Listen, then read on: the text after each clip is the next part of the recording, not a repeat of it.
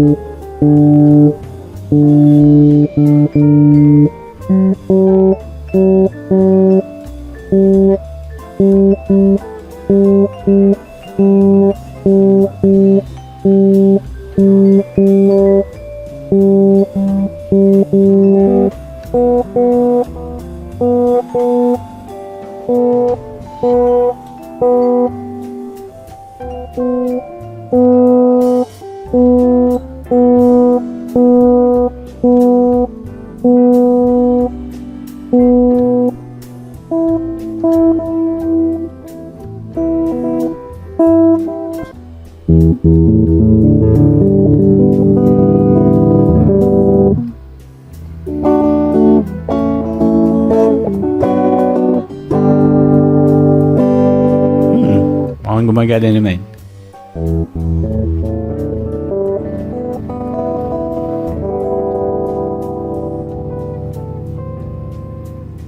Ayan, gamit ang Google, makikita natin na pwede tayo magtono ng ating mga instrumento. Yun lamang muna. Salamat!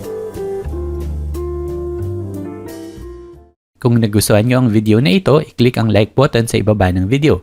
Para sa iba pang mga tutorial, mag-subscribe upang makatanggap ng notification tuwing may update. Yan lamang muna. Salamat!